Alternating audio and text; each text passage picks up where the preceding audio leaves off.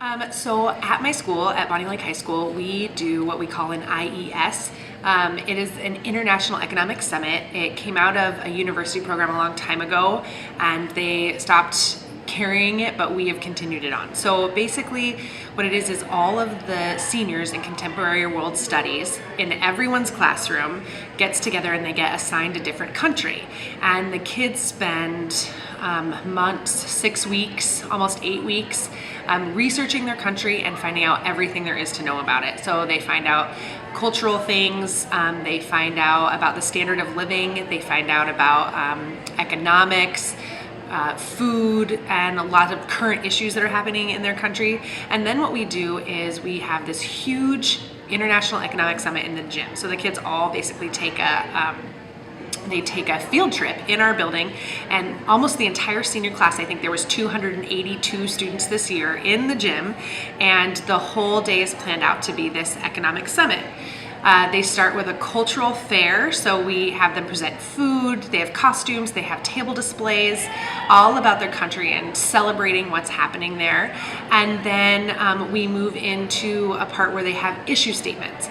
The issue statements are really cool because this is where the kids come in with an issue that's important in their country, and the point of this part is to present an issue that they want the world to support, and they do so much research. So they'll read off an issue statement about, how many cases of HIV/AIDS are infected in their country, how they think the world can help, and how that will help other countries.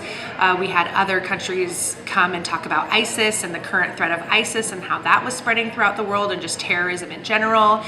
We had one country talk about the importance of clean drinking water in the world. And so they come in and they present these issue statements, and then the other students will present questions and they have to defend their issue statement, and the kids vote on the best issue statement.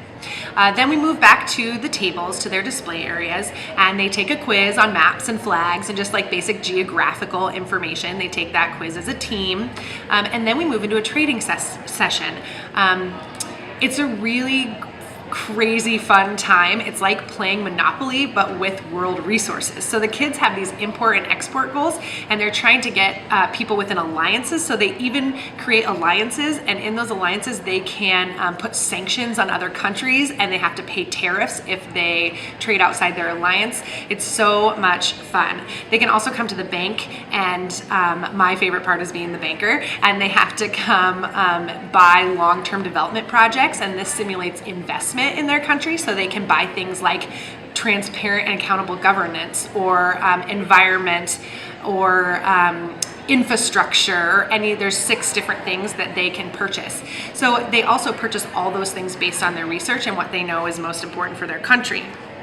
Then after that, they go back and we go through a cultural talent show where the kids can show off some talent of their own countries. Really, really fun part. It's a little bit goofy, but the kids have so much fun. They learn traditional dances. Sometimes they make up poems about their country or songs about their country. And it's a really great time. And then we end by just telling them who has the most points. This event is really, really special because I think it's one of the things that I have gone through, in 14 years of teaching. This is one of the most experiential learning situations I've ever been a part of or designed or helped design. And what I really, really enjoy about it is that it's such application of what the kids are learning. And before the Common Core Standards, we still did this. So this is our 7th year of doing this. So there's 6 of us teachers that all have kids in there at the same time. And it's a way to bring them all together. And before the Common Core Standards, we always did it. But the Common Core Standards sort of brought it to light. And it's one of those things where we went, oh my gosh, all these things that we're doing are really, really important. After the Common Core State Standards came out, a lot of people were kind of looking at their pet projects and hoping that they still fit within the framework of what we were being asked to do. And this is one of those projects that really still was. So we were all really relieved that we still got to do this great, wonderful thing. I also think it's reflective of how great the standards are, that the really wonderful things you realize aren't just a pet project, and I didn't have to get rid of it, and that my colleagues and I could actually make it better with the standards. We realized that through all of the research parts, the kids were hitting a lot of the writing standards for research, and they were gathering relevant information, and they were really applying that knowledge. The comprehension and collaboration pieces of the Common Core state standards are hit.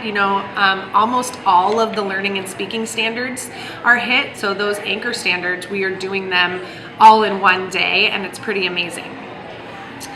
After I got introduced to LDC and the Literacy Design Collaborative, it actually morphed a little bit too. So before I was doing LDC and thinking about Common Core and LDC, we sort of spent all these months researching, and then we went in and we had this big fun game of Monopoly, and it was super fun and the kids loved it, and we all felt really great.